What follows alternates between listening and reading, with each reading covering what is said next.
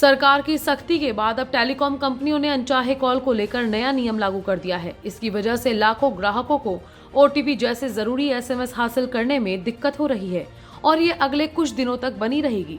इसकी वजह से कुछ कंज्यूमर्स को आधार ओटीपी, कोविड वैक्सीनेशन जैसे जरूरी कार्यों के लिए होने वाले एसएमएस हासिल करने में भी दिक्कत का सामना करना पड़ रहा है।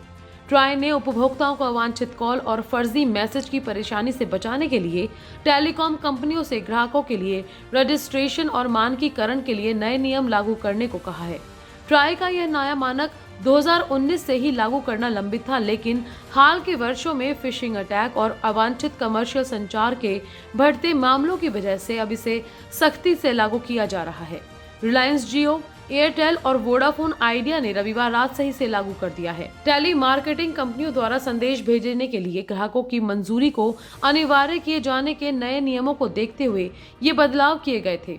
नियामक ने दूरसंचार ऑपरेटरों से सुनिश्चित करने को कहा था कि व्यावसायिक संदेश सिर्फ रजिस्टर्ड नंबर के जरिए हों।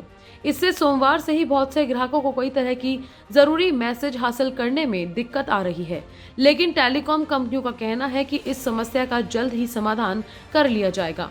ट्राई ने ऑपरेटरों को अनचाहे कॉल्स और संदेशों को रोकने के लिए ब्लॉकचेन प्रौद्योगिकी का इस्तेमाल करने को कहा था। ट्राई ने अवांछित कॉल्स और स्पैम से संबंधित नियमों में साल 2018 में बदलाव किया था। सरकार इस मामले में हाल ही में सख्त हुई है। अब ऐसे ऐप भी विकसित किए जाएंगे जिनके माध्यम से ग्राहक टेलीकॉम कंपनियों को अनचाहे कॉल, एसएमएस और वित्तीय धोखाधड़ी की शिकायत दर्ज करा सके। ग्राहकों को अनचाहे कमर्शियल कॉल या एसएमएस भेजने वाली कंपनियों पर जुर्माने का प्रावधान किया जा रहा है। वित्तीय धोखाधड़ी को रोकने के लिए डिजिटल इंटेलिजेंस की यूनिट की स्थापना की जाएगी।